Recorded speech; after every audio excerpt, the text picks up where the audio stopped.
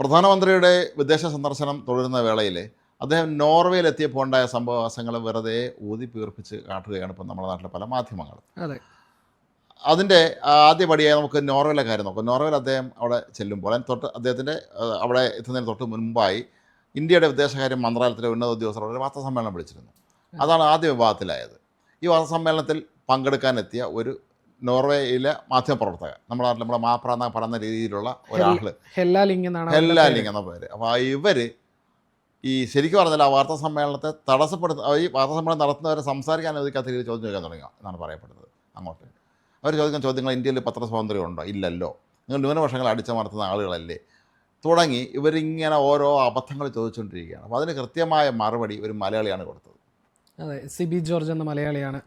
അദ്ദേഹത്തിൻ്റെ അതും നമ്മുടെ ഈ ചില കാര്യങ്ങൾ നമ്മൾ പറയും, നമ്മുടെ ശത്രുക്കൾ ചില ഘട്ടങ്ങളിൽ നമുക്കുള്ളിലുള്ള ആളുകൾ തന്നെയാണെന്ന് പറയും. അതുപോലെ തന്നെ ഈ അദ്ദേഹത്തിൻ്റെ പ്രതികരണം റിപ്പോർട്ട് ചെയ്ത പല മാധ്യമങ്ങളുടെ വാർത്തകളും ഞാൻ ശ്രദ്ധിച്ചപ്പോൾ നമ്മുടെ നാട്ടിലെ ചില മാധ്യമങ്ങൾ ഈ സിബി ജോർജിൻ്റെ മറുപടി അദ്ദേഹം വളരെ തപ്പിത്തടഞ്ഞാണ് മറുപടി പറയുന്നതെന്നും മാത്രമല്ല ചോദിച്ചതിനല്ല ഉത്തരം പറയുന്നത് എന്നുള്ള രീതിയിൽ ചില മാധ്യമങ്ങൾ അതിനെ വളച്ചൊടിച്ചിട്ടുണ്ട്. സ്വാഭാവികമാണ്. അതിപ്പോൾ എനിക്കപ്പോൾ തോന്നിയ ഒരു കാര്യമുണ്ട്, ഈ ഹെല്ലാലിംഗ് അവിടെ ചെയ്ത അതേ പണി തന്നെയല്ലേ ഈ മാധ്യമങ്ങൾ ഇവിടെ നമ്മുടെ നാട്ടിൽ ചില ആളുകൾ നമ്മളിപ്പോൾ എത്രത്തോളം ഇപ്പം ചിലപ്പോൾ അദ്ദേഹത്തിന്റെ രാഷ്ട്രീയ നിലപാടുകളോട് വിയോജിപ്പുണ്ടാകാം, പാർട്ടിയോട് വിയോജിപ്പുണ്ടാകാം, പക്ഷേ അദ്ദേഹം നോർവേയിൽ പോയിരിക്കുന്നത് ഇന്ത്യയുടെ പ്രധാനമന്ത്രി എന്ന നിലയിലാണ്. ഇന്ത്യയിൽ 30 വർഷത്തെ സർവീസ് ഉള്ള IFS ഉദ്യോഗസ്ഥൻ. ഞാൻ ഉദ്ദേശിച്ചത് പ്രധാനമന്ത്രി അവിടെ പോയിരിക്കുന്നത് ഇന്ത്യയുടെ പ്രധാനമന്ത്രി എന്നുള്ള നിലയിലാണ്. അപ്പോൾ അത്തരമൊരു സംഭവത്തിൽ ഈ നാണക്കേടുണ്ടാകുന്നത് ഒരിക്കലും, അല്ലെങ്കിൽ എന്താണ് അതിനെ മോശമാക്കി എടുക്കുന്നത്, നമ്മൾ തന്നെ നമുക്കുള്ളിലെ അവരെയൊക്കെ വലിയ ശത്രുക്കൾ നമ്മുടെ ഉള്ളിലുണ്ടെന്നുള്ളത് പല മാധ്യമങ്ങൾക്കുള്ള പ്രശ്നമാണ്, നമുക്കറിയാലോ, ഏകപക്ഷീയമാണ്, സെലക്ടീവ് പ്രതികരണമാണല്ലോ. അപ്പോൾ ശരിക്കും പറഞ്ഞാൽ ഇദ്ദേഹം ഈ സിബി ജോർജ് നല്ല കൃത്യമായ മറുപടി, ചുട്ട മറുപടി, നമ്മൾ ആ വീഡിയോ കണ്ടതാണ്, ചുട്ട മറുപടിയാണ്. 1, 2, 3 എന്ന് പറഞ്ഞ് അദ്ദേഹം മറുപടി എടുക്കുന്നുണ്ട്. അദ്ദേഹം പറയുന്നുണ്ട്, നിങ്ങൾക്ക് ഈ ഡീറ്റെയിൽസ് കിട്ടിയത്, നിങ്ങൾ ഈ പറയുന്ന കാര്യങ്ങൾ മുഴുവൻ കിട്ടിയത് നിങ്ങൾ ഈ ഞങ്ങളുടെ ഇന്ത്യ അല്ലെങ്കിൽ നിങ്ങളുടെ നാട്ടിലുള്ള ഏതോ NGOകളുടെ, അതായത് സന്നദ്ധ സംഘടനകളുടെ ചാത്തൻ റിപ്പോർട്ട് എന്നായിരിക്കും നിങ്ങൾക്ക് ഇതെല്ലാം കിട്ടിയിട്ടുള്ളതാണ്. നമുക്കങ്ങനെ അറിയാലോ, ഇന്ത്യയെക്കുറിച്ച് വളരെ മോശമായ രീതിയിൽ പ്രചരിപ്പിക്കുന്ന ഒരുപാട് ഈ ഗവേഷക പ്രതിഭകളുണ്ട് നമ്മുടെ നാട്ടിലും വിദേശത്തും. അവരിൽ ആരും കിട്ടിയിട്ടില്ല. പിന്നെ ഇന്ത്യയിൽ 200-ലധികം ടെലിവിഷൻ ചാനലുണ്ടെന്ന് നിങ്ങൾക്ക് അറിയാമെന്ന് അദ്ദേഹം ചോദിച്ചു. എണ്ണിയാ തീരാത്ത പത്രങ്ങളുണ്ട്. അങ്ങനെയാണ് സ്വാതന്ത്ര്യം ഇല്ലെങ്കിൽ ഇവൻ എങ്ങനെ ഇത് പോകുമെന്ന് ചോദിച്ചു അദ്ദേഹം ചോദിച്ചത് ഇന്ത്യയുടെ വ്യാപ്തിയെക്കുറിച്ച് പലർക്കും ഒരു ധാരണയില്ല എന്നുള്ളതാണ്. ഇന്ത്യയെ പോലെ ഒരു മഹാരാജ്യത്തെക്കുറിച്ച് അവർക്ക് അറിയില്ലായിരുന്നു. പിന്നെ അത് കൂടുതലാണ് അദ്ദേഹം പറഞ്ഞത് നിക്ഷിപ്ത താല്പര്യക്കാരായ ചില NGOകൾ എന്ന് അദ്ദേഹം പറഞ്ഞത്.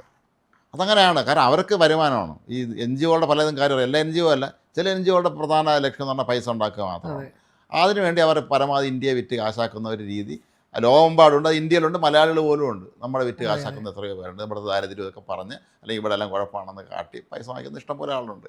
അവർക്ക് നേരെയുള്ള ശക്തമായൊരു മറുപടിയായിരുന്നു അദ്ദേഹം കൊടുത്തത്. നമുക്ക് ശരിക്കും പറഞ്ഞാൽ ഒരു മലയാളി എന്നുള്ളതിൽ എനിക്ക് ഭയങ്കര അഭിമാനം തോന്നി. കോട്ടയം പാലക്കാരനാണ് അദ്ദേഹം, പാല സ്വദേശിയാണ്. നമ്മൾ ശരിക്കും നേരത്തെ കുറിച്ച് കേട്ടില്ല. അപ്പോൾ ഇന്നലെ ഞാൻ ഇതേക്കുറിച്ച് വീഡിയോ ചെയ്തപ്പോൾ ഒരുപാട് വിദേശ രാജ്യങ്ങളുള്ള ആൾ തര കമന്റ് ഇട്ടിട്ടുണ്ട്. ഇദ്ദേഹം ജപ്പാനിലെ അംബാസഡർ ആണെന്ന്, ഇദ്ദേഹം കുവൈറ്റിലെ ഇന്ത്യൻ അംബാസഡർ ആയിരുന്നിട്ടുണ്ട്. പ്രധാനപ്പെട്ട രാജ്യങ്ങളിലെ അംബാസഡറൊക്കെ ആയിരുന്ന ആളാണ്. ഇപ്പോൾ അദ്ദേഹം വിദേശകാര്യ മന്ത്രാലയത്തിൻ്റെ വെസ്റ്റ് പടിഞ്ഞാറൻ രാജ്യങ്ങളുടെ ആണെന്ന് തോന്നുന്നു അതിൻ്റെ ചുമതല വഹിക്കുന്ന സെക്രട്ടറിയാണ്. അദ്ദേഹം വളരെ ഉന്നത പദവി ഇരിക്കുന്ന ഒരാളാണ്.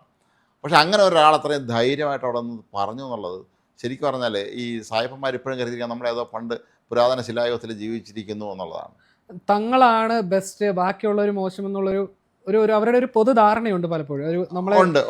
പ്രത്യേകിച്ച് നമ്മളെയൊക്കെ ഒരു രണ്ടാം തരക്കാരായിട്ട് കാണുന്ന, നമ്മളെ പണ്ട് സായിപ്പ് പല രാജ്യങ്ങൾ, പല വിദേശങ്ങൾ നമ്മൾ അടിമകളാക്കി വെച്ചിട്ടുണ്ടല്ലോ. പണ്ട് അവർ കോളനി ഭരണം നടത്തിയതാണല്ലോ, ഡച്ചുകാരും ബ്രിട്ടീഷുകാരും ഒക്കെ നടത്തിയാണല്ലോ. അപ്പോൾ ആ ഒരു എത്ര പറഞ്ഞാൽ ചിലപ്പോൾ ഉള്ളിലുള്ള ആ ഒരു മനോഭാവമായിരിക്കും മാധ്യമപ്രവർത്തകരുടെ വാക്കുകളിലൂടെ പുറത്ത് വന്നിരിക്കുന്നത്. പക്ഷേ ചുട്ട മറുപടി കൊടുത്തപ്പോൾ പിന്നെ അവർക്കൊന്നും പറയാനില്ലാതായി. മാത്രമല്ല അദ്ദേഹം നരേന്ദ്രമോദി പിന്നീട് പത്രസമ്മേളനത്തിന് വന്നപ്പോഴേ അത് നടന്നു പോകുമ്പോൾ കണ്ട് നിന്ന് എന്താ ചോദിച്ചാൽ അദ്ദേഹം മൈൻഡ് ചെയ്യാതെ പോയി. കാരണം അദ്ദേഹം നേരത്തെ മനസ്സിലായിക്കാണ് ഇതൊരു ശല്യക്കാരിയാണെന്ന് അദ്ദേഹത്തിന് മനസ്സിലായിക്കാണ്. കാരണം വെറുതെ ചൊറിയാൻ വേണ്ടി ഇറങ്ങിയ മാധ്യമപ്രവർത്തകനാണെന്ന് സത്യത്തിനും മറ്റത് ഒരുപക്ഷെ നമ്മുടെ വിദേശകാര്യ വകുപ്പിനെ അദ്ദേഹത്തെ ഇൻഫോം ചെയ്തിട്ടുണ്ടായിരിക്കും ഇതൊരു ശല്യക്കാരിയാണെന്നുള്ള കാര്യം. ഇത് മനഃപൂർവ്വം പ്രശ്നം ഉണ്ടാക്കാൻ നടക്കുന്ന ഒരാളാണ് എന്ന് അദ്ദേഹത്തിന് ബോധ്യപ്പെട്ടു. അതാണ് മറുപടി പറയാതെ അങ്ങ് പോയത്. അവരിപ്പോൾ പ്രധാനമന്ത്രിയെ അധിക്ഷേപിച്ചുകൊണ്ടൊരു കാർട്ടൂണും കാർട്ടൂൺ ഇറങ്ങിയിട്ടുണ്ട്. അത് സ്ത്രീയുടെ പത്രത്തിലല്ല, അത് വേറൊരു പത്രത്തിലാണ്. പക്ഷേ നോർവേയിലെ തന്നെയുള്ള പത്രത്തിലാണ്. അതിൽ നരേന്ദ്രമോദി ഒരു പാമ്പാട്ടിയുടെ വേഷത്തിലിരിക്കുന്ന ഒരു ചിത്രം കൊടുക്കുകയും അതിൻ്റെ ഈ പാമ്പാട്ടെന്ന ആ ഒരു മകുടി അതിന് പകരം അവിടെ വെച്ചിരിക്കുന്നത് പെട്രോൾ ടാങ്കിലേക്ക് ഒഴിക്കുന്ന ആ സാധനം ഉണ്ടല്ലോ, ആ എക്യുപ്മെൻറ്റ്, അതിൻ്റെ പടം വെച്ചാണ് അതിൽ കൊടുത്തിരിക്കുന്നത്.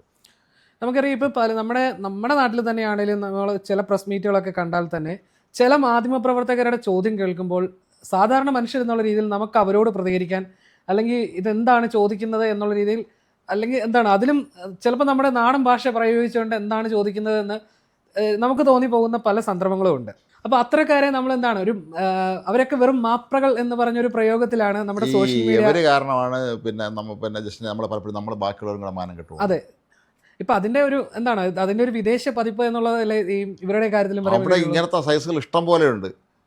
ഡയന രാജകുമാരി കൊല്ലപ്പെട്ട സംഭവം അറിയാലോ, അവരെ വാഹനം പിന്നിൽ പോലും കുറേ പത്രക്കാർ അവരെ പുറകെ ചേസ് ചെയ്യാൻ പോയതൊക്കെയാണ്. അപ്പോൾ ഇവിടെ അവിടെ എനിക്കൊന്നും ഇവിടത്തെക്കാൾ അപകടകാരികളാണെന്ന് തോന്നുന്നു കൂടുതലുള്ളത്.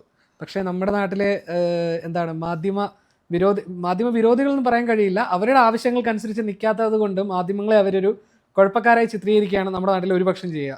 അതെ, ഇത് ഈ ശരിക്കും പറഞ്ഞാൽ ഈ പ്രധാനമന്ത്രി കളിയെ കൊണ്ടുള്ള കാർട്ടൂണ് ഇന്ത്യ തീർച്ചയായും അദ്ദേഹം ഇന്ത്യ പ്രതികരിക്കുമായിരിക്കാം, പ്രതിഷേധം അറിയിക്കുമായിരിക്കും. കാരണം ഈ പാമ്പാട്ടി എന്നുള്ള പർപ്പസായി കൊടുത്തിട്ടുണ്ട്. കാരണം പണ്ട് മുതലേ ഈ സായിപ്പന്മാരുടെ ചിന്ത ഇന്ത്യ പാമ്പാട്ടികളുടെയും വളരെ വളരെ അപരിഷ്കൃതമായ ആളുകളുടെയൊക്കെ ഒരു ലോകമാണ്. അപ്പോൾ അങ്ങനെ ഒരു ചിത്രമാണ് അവർ കൊടുത്തിരുന്നത്. ഇന്ത്യ ഇന്ന് ലോകത്തെ ഏറ്റവും പ്രധാനപ്പെട്ട പ്രതിരോധ ശക്തിയുള്ളൊന്നാണ്, ഇന്ത്യ വലിയ സാമ്പത്തിക ശക്തിയുള്ളൊന്നാണ്.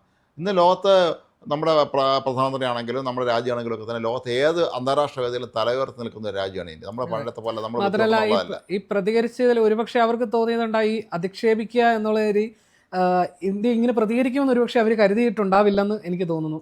അതെ, കാരണം വന്നിരിക്കുന്ന ഉദ്യോഗസ്ഥന്മാരാണല്ലോ, ഉദ്യോഗസ്ഥന്മാരാകുമ്പോൾ ശരി നിങ്ങൾ പറഞ്ഞതെല്ലാം ഞങ്ങൾ അനുസരിക്കുന്നു എന്നുള്ള രീതിയിലേക്ക്, അല്ലെങ്കിൽ അവർ പറഞ്ഞതിന് സമ്മതിക്കുക, അല്ലെങ്കിൽ അവർ തലയെ തിരികെ ചെയ്യുന്നവർക്ക്. അതുകൊണ്ട് തന്നെയാണ് അതൊരു പ്രതികരിച്ചത് കൊണ്ടാണ് അത് അന്താരാഷ്ട്ര തലത്തിലും വലിയ രീതിയിൽ ചർച്ചയാവാനായിട്ട് ഇടയാക്കി. കുറേ ഒരു സിനിമ ഒന്നുമല്ല, ആള് പാലാക്കാരനാണെന്ന് അങ്ങനെ എന്തോ ഒരു സിനിമ വന്നിട്ടുണ്ടെന്നില്ല, അതുപോലെ ഒരു സിനിമ എന്തൊരു പാലാക്കാരനെന്നൊരു സിനിമ വന്നു. അതെ, അതുപോലെ ഒരു പാലാക്കാരനാണ് അവിടെ മറുപടി പറയായിരുന്നെന്നുള്ള സത്യം അവർക്ക് മനസ്സിലായിട്ടില്ലായിരുന്നു. അടിച്ച് നിരപ്പാക്കിയത് ശരിക്കും അദ്ദേഹം വളരെ കൃത്യം, വളരെ ജെന്റിൽമാൻ, വളരെ നല്ല മാന്യതയോടെ നല്ല ഭാഷയിൽ നല്ല മനോഹരമായ ഇംഗ്ലീഷിൽ കൃത്യമായ മറുപടിയാണ് തിരിച്ചവർക്ക് കൊടുത്തത്. ഉത്തരം മുട്ടി ശരിക്കും മദാമ്മയ്ക്ക്. ഇപ്പോൾ ഈ മാധ്യമപ്രവർത്തകരുടെ ഇവരുടെ സോഷ്യൽ മീഡിയ അക്കൗണ്ടുകളൊക്കെ തന്നെ നിലവിൽ സസ്പെൻഡ് ചെയ്തിരിക്കുകയാണ്. അതും ഞാൻ മുമ്പേ പറഞ്ഞ പോലെ തന്നെ നമ്മുടെ നാട്ടിലെ ചില മാധ്യമങ്ങൾ വലിയ വാർത്തയാക്കി. മാത്രമല്ല എന്താണ് മോദിയുടെ ഇടപെടൽ കൊണ്ട് പൂട്ടിച്ചു എന്നുള്ള രീതിയിലാണ് ചിലർ വളച്ചൊടിച്ചേക്കുന്നത്. അത് എത്രമാത്രം പരിഹാസ്യകരമായിട്ടുള്ള ഒരു അഭിപ്രായം. നമ്മളൊരു കാര്യം മനസ്സിലാക്കുക, വളരെ ലോകം നിർണായകമായ ഒരു കാലഘട്ടത്തിലൂടെ കടന്നു പോകുന്ന സമയത്താണ് പ്രധാനമന്ത്രി വിദേശ സന്ദർശനത്തിന് പോയത്. അദ്ദേഹം അവിടെ പിണറായി വിജയൻ പോയതുപോലെ പേരക്കുട്ടിയെ വിളിച്ചുകൊണ്ട് സ്ഥലം കാണാൻ പോയതല്ല. അദ്ദേഹം ഇപ്പോൾ ഈ യുദ്ധം നിലനിൽക്കുന്ന സാഹചര്യത്തിൽ ഇന്ത്യക്ക് ഒരുപാട് ആവശ്യങ്ങളുണ്ട്, നമുക്ക് ഒരുപാട് പേഴ്സണൽ നേടാൻ. മാത്രമല്ല ഈ പ്രധാനമന്ത്രിയുടെ സന്ദർശനം അദ്ദേഹത്തിന്റെ ആദ്യ ഗവൺമെന്റിന്റെ കാലത്ത് അദ്ദേഹം ഒരുപാട് സന്ദർശനങ്ങൾ നടത്തി. പക്ഷെ അന്ന് ഈ പറയുന്ന പോലെ നമ്മൾ ഇവിടെ പലരും വിമർശിക്കുകയും കളിയാക്കുകയും ഒക്കെ ചെയ്തു. പക്ഷെ അതിന്റെ ഗുണം എന്താണെന്നുള്ളത് പിന്നീടാണ് തിരിച്ചറിഞ്ഞത്.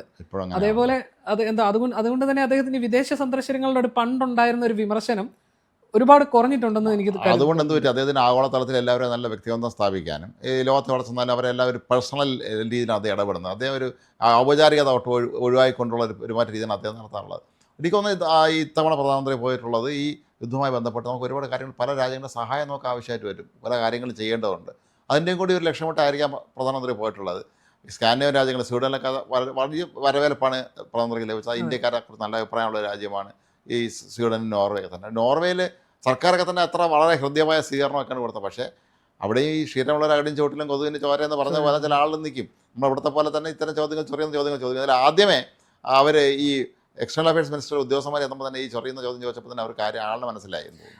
അതായിരിക്കും നോർവേ ഒന്നാം സ്ഥാനത്ത് നിൽക്കുന്നു എന്നുള്ള ഒരു അതിന്റെ ഒരു അഹങ്കാരം, അതാണ് അവർ ശരിക്കും അവരുടെ ആ ചോദ്യത്തിൽ അവർ പ്രകടമാക്കിയതെന്നാണ് എനിക്ക് തോന്നുന്നത്. അതെ, കാരണം വർഷങ്ങൾക്ക് മുമ്പ് ഒരിക്കലും ഇതൊരു വിദേശി നമ്മുടെ കുടുംബ സുഹൃത്തിൻ്റെ ഒരു അവിടെ സംസാരിക്കുമ്പോഴൊക്കെ അയാളുടെ സംസാരം പുച്ഛമാണ് പുള്ളിക്ക് ഇന്ത്യക്കാരെ. എല്ലാം ഇങ്ങനെ ഓരോന്ന് പറയുമ്പോഴും അദ്ദേഹം how do you tolerate these people എന്ന രീതിയിൽ അദ്ദേഹം ചോദിക്കുന്നുണ്ട്. നിങ്ങൾ എവരെയൊക്കെ ഇങ്ങനെ സഹിക്കുന്നത് എന്നുള്ള മറ്റൊരു വിദേശികൾ അദ്ദേഹം ചോദിക്കുന്നുണ്ട്.